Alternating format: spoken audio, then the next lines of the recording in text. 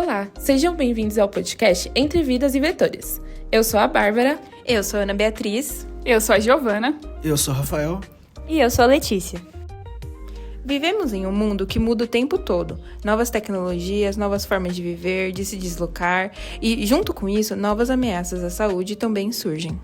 Algumas doenças aparecem de repente, outras retornam mesmo depois de terem sido controladas. E ainda aquelas que continuam afetando milhões de pessoas, mas permanecem esquecidas.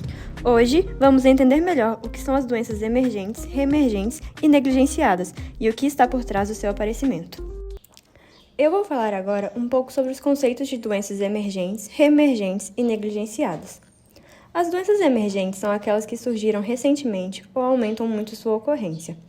Um exemplo histórico é a AIDS, identificada no início dos anos 1980 e na época causou medo, preconceito e milhares de mortes, mas hoje, graças aos avanços no tratamento, tornou-se uma condição crônica controlável, embora ainda exija atenção constante.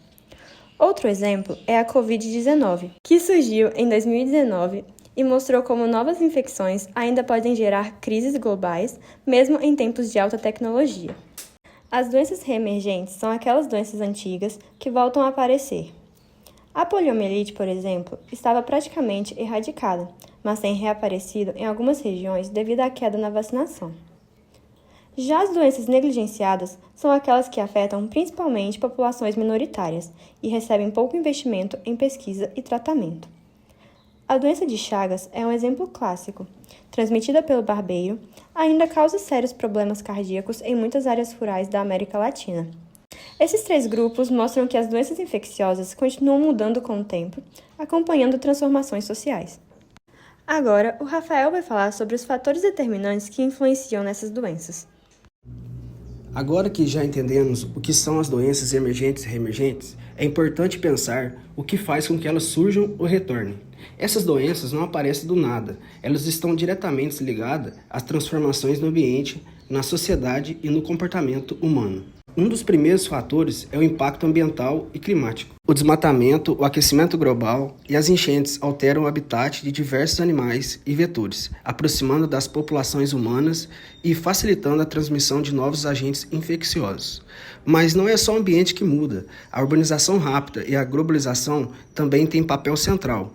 O crescimento desordenado das cidades, muitas vezes sem saneamento adequado, aliado ao intenso fluxo de pessoas e mercadorias, cria condições perfeitas para disseminações de vírus, bactérias em escala mundial. Com isso, surge outro ponto, a mobilidade urbana e o comércio internacional. Hoje, um agente infeccioso pode atravessar o planeta em poucas horas, como vimos com a Covid-19, mostrando quanto o mundo está interligado, inclusive em termos de saúde. Além disso, enfrentamos o desafio da resistência antimicrobiana, causado pelo uso excessivo e inadequado de antibióticos. Isso faz com que o micro-organismo se torne mais resistente, dificultando o tratamento e o controle de várias doenças. E, por fim, não podemos esquecer das mudanças sociais e comportamentais, a queda na taxa de vacinação, o aumento da desigualdade. Os deslocamentos populacionais contribuem para o reaparecimento de doenças que antes estavam sob controle, como o sarampo e a poliomielite. Esses fatores mostram que a emergência e reemergência de doenças são resultado de um conjunto de interações complexas entre o ser humano, o ambiente e o desenvolvimento social. Agora, quem vai falar é a Ana Beatriz, sobre os impactos das doenças na saúde pública. Olá, pessoal! O impacto na saúde pública das doenças emergentes e reemergentes é um tema delicado, pois essas doenças têm peso triplo na saúde pública, na economia e na sociedade. Uma epidemia, como a do Zika vírus, pode gerar um colapso temporário das infraestruturas de saúde e os custos são enormes, envolvendo hospitalização, medicamentos, procedimentos e o afastamento do trabalho. O Brasil sentiu isso. A epidemia de Zika, que ocorreu em 2015 a 2016, causou um aumento acentuado nos casos de microcefalia, gerando custos adicionais e impactos duradouros na vida das famílias afetadas. Além das emergentes e reemergentes, vamos destacar as doenças tropicais negligenciadas, também chamadas de DTNS. A prevalência global estimada dessas doenças era de aproximadamente 552 milhões de casos em 2019. E é um problema de desigualdade com um recorte de gênero. As taxas padronizadas são mais altas em mulheres do que em homens, e essa disparidade é observada especialmente entre os 20 e 24 anos de idade. A grande consequência, em termos de morbidade, é a perda de saúde e expectativa de vida. No campo econômico, isso resulta diretamente na redução da capacidade de trabalho. Essa perda deve ser analisada sobre diferentes perspectivas: a do indivíduo, da população, do sistema público de saúde e até mesmo do sistema previdenciário. Por exemplo, a perda de produtividade individual por uma doença tropical negligenciada pode ser menor, mas o impacto geral em nível populacional pode ser maior devido à sua maior prevalência. O principal obstáculo é a falha no sistema de vigilância. A maioria dos casos permanece sem detecção ou é classificada incorretamente. Isso acarreta em atrasos significativos na detecção e resposta a surtos. Estamos vendo o ressurgimento de infecções antes controladas e a falência de estratégias tradicionais. A carga de morbidade e mortalidade é ampliada por fatores como mudanças demográficas, migrações, conflitos e a deterioração de centros urbanos. É urgente adotar abordagens inovadoras para o controle e prevenção. O desafio é grande, mas a vigilância é o primeiro passo para evitar as catástrofes de amanhã. Agora nós vamos chamar para a nossa conversa a professora doutora em enfermagem Cristina Hansli, formada pela Unesp, Universidade Estadual Paulista. Ela vai nos contar um pouco como funciona a vigilância epidemiológica, quais suas funções e seu desdobramento para a sociedade. Oi, vamos lá então. A vigilância epidemiológica, ela faz parte de uma das 4 vigilâncias que existe no SUS, né? A vigilância epidemiológica, ambiental, a sanitária e a vigilância do saúde do trabalhador. E ela tem como objetivo principal o monitoramento e a identificação dos agravos para que a gente possa fazer ações de combate, né, a surtos e epidemias. Então, ela vai monitorizar a ocorrência desses agravos, tanto de forma passiva, né, através da notificação compulsória, quando o agravo já acontece, e aí todos os serviços são obrigados a fazer essa notificação, e esse é um problema muito grande que nós temos, porque os profissionais, no Brasil nós não temos essa cultura da notificação, então ou os profissionais não fazem, ou eles fazem, mas fazem de forma incompleta, isso precisa ser muito bem registrado, né? Isso a gente tem nos outros países uma estatística muito boa em relação a isso, ou de forma passiva, que são, no caso, os hospitais sentinelas, que ficam, né, aguardando. Quando você tem ali um caso, você também vai poder ir atrás e disparar as ações. É muito importante que seja feito, porque quando você tem a ocorrência de um agravo, dependendo dele, você precisa de ações de bloqueio, né, de vacinação das pessoas que tiveram contato, você precisa muitas vezes de quimioprofilaxia para evitar que aquele agravo se espalhe, né, e ter outras pessoas acometidas por ele. Então, por exemplo, no caso de uma meningite meningocócica, do sarampo, de outras doenças também, né. Então, tem toda essa questão da investigação e prevenção dos agravos.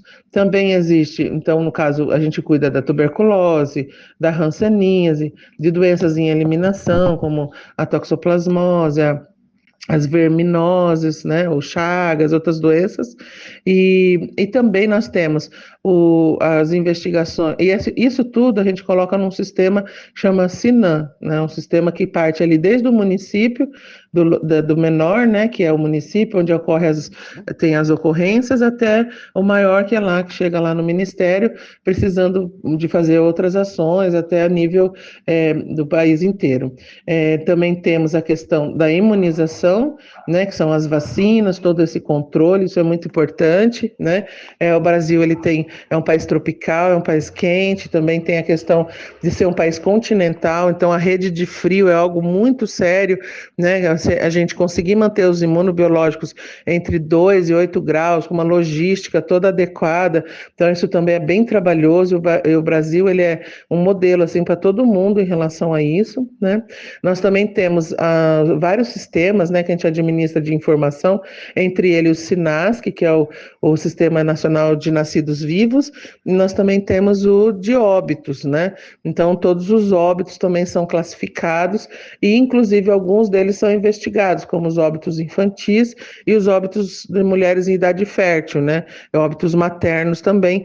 Todos esses no Brasil são investigados para ver se são causas que poderiam ser evitáveis ou não, e assim mudar as estatísticas de mortalidade infantil, morte materna, entre outros. Então, a vigilância epidemiológica tem uma ação muito importante, ela funciona 24 horas, 7 dias por semana. A Ana mesmo já teve algumas experiências comigo, de eu sair correndo para que acabou a luz e a gente tem que, né, manter a rede de frio toda, enfim. E sábado e domingo fazendo bloqueio de sarampo, atendendo dengue, enfim, são todos os tipos de doenças, né? A gente tem que estar realmente muito em cima, e é algo muito trabalhoso que a gente tem mesmo, mas também muito gratificante, porque o raciocínio epidemiológico a gente adquire ao longo do tempo, né?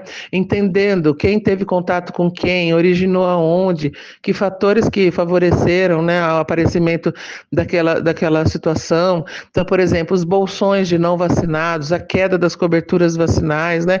Isso tudo acaba facilitando a introdução de doenças, e a gente entender esse processo, né? Quem foi o primeiro, quem foi o último, né? O último caso, por quanto tempo que já está acontecendo, são informações que são muito relevantes e que ajudam a vigilância a ter essas ações, né? Para impedir que os agravos se avancem e acometam muitas das pessoas. Espero que eu tenha ajudado vocês. Beijo, tchau, tchau.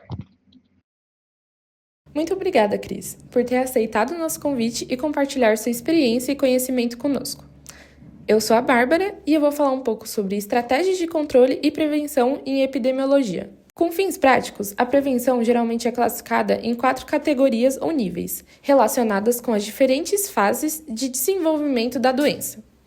Primeiro temos a prevenção primordial, que é responsável por intervir nas condições sociais, econômicas, culturais, para evitar que padrões de risco se consolidem. Sendo um exemplo de medida dessa prevenção, temos as medidas redistributivas da renda econômica. Por conseguinte, temos a prevenção primária, que é responsável por reduzir a incidência, controlando causas e fatores de risco, sendo que um exemplo de medida dessa prevenção é a imunização ou quimioprofilaxia de contatos. Por conseguinte, temos a prevenção secundária, na qual consiste em detecção precoce, rastreamento, diagnóstico em estágios iniciais para reduzir gravidade e complicações. Como exemplo de medida dessa prevenção, tem-se a busca de sintomáticos respiratórios. Por fim, nos tipos de prevenção, temos a prevenção terciária, na qual envolve cuidados, reabilitação, minimização de sequelas e sofrimentos em pessoas já doentes, que, como exemplo de medida, tem o controle de infecções oportunas em pacientes com AIDS. Com isso, também temos tipos de medida de controle epidemiológico, como medidas voltadas ao agente, na qual envolve a cloração da água e esterilização de equipamentos, por exemplo, medidas voltadas ao reservatório, como a imunização de animais e o controle sanitário, porta de saída, na qual evita-se que o agente deixe o reservatório, via de transmissão, que impede a contaminação de água, alimentos, solos, controle de vetores e hospedeiros intermediários e desinfecção ambiental. A porta de entrada, que protege pessoas suscetíveis, evitando picadas de vetores, uso de preservativos e envolve cuidados com feridas e higiene. E por fim, nos tipos de controle, temos o hospedeiro suscetível, na qual há intervenções específicas, como vacinação e profilaxia, ou inespecíficas, como promoção de estilo de vida saudável. A partir do último exemplo de medidas de controle epidemiológico, a gente pode perceber a importância do papel das vacinas, como uma forma de erradicação de doenças e interrupção da cadeia de transmissão dessas doenças. Dessa forma, temos que a educação e comunicação em saúde são ferramentas essenciais para promover o bem-estar coletivo. Elas ajudam as pessoas a compreenderem melhor os riscos, adotarem hábitos saudáveis e participarem ativamente das ações de prevenção. Dessa forma, é importante que os governos, tanto internacionalmente falando quanto nacionalmente, se juntem para fomentar a saúde da população coletivamente. Agora, a Giovana vai falar sobre exemplos de doenças emergentes e negligenciadas, com enfoque no Brasil. Olá, pessoal! Começando com o Zika vírus, que apareceu no Brasil em 2015, ele é transmitido pelo Aedes aegypti, o mesmo mosquito da dengue. O Zika parecia inofensivo, até se ligar aos casos de microcefalia em bebês. Isso gerou um grande caos, especialmente no Nordeste. O surto mostrou como mudanças climáticas, urbanização desorganizada e a falta de saneamento podem criar o cenário perfeito para um vírus se espalhar. Agora, falando do ebola, o vilão do continente africano. Ele é um vírus altamente letal, transmitido por fluidos corporais. O que mais pesou na sua disseminação foi a fragilidade dos sistemas de saúde locais, a mobilidade populacional e o medo coletivo. Apesar da alta mortalidade, o controle veio com isolamento, educação em saúde e cooperação internacional. E claro, não dá para esquecer da Covid-19, que virou o mundo do avesso. Causada pela SARS-CoV-2, ela escancarou o impacto global de uma pandemia, com milhões de mortes, colapso econômico e mudanças de comportamento, que a gente sente até hoje. Mas a vacina foi a grande virada, mostrando a força da ciência e da colaboração mundial. Mas nem só de pandemias midiáticas vive a saúde pública. No Brasil, temos as doenças negligenciadas, como a doença de Chagas e a leishmaniose, que continuam afetando populações vulneráveis. Elas estão ligadas à pobreza, moradias precárias e pouco investimento em pesquisa e prevenção. O tratamento existe, mas o acesso ainda é um desafio enorme. E o que todas essas doenças têm em comum? Elas mostram que a saúde não é só biologia, é política, ambiente, comportamento e desigualdade social, e que sem vigilância, educação e solidariedade global, o próximo surto pode estar mais próximo do que imaginamos. Assim, podemos concluir que a ciência avança, as vacinas salvam, mas nada substitui o poder da consciência e da empatia. Enquanto houver desigualdade, desinformação e descuido com o planeta, novas doenças vão continuar surgindo. Mas, se a gente aprender com o passado, agir no presente e pensar no futuro, talvez o próximo surto encontre uma humanidade mais preparada e mais unida. Porque cuidar do mundo é o primeiro passo para cuidar da gente. Esse foi o Entre Vidas e Vetores, o podcast que prova que a ciência e a empatia caminham lado a lado. Até o próximo episódio.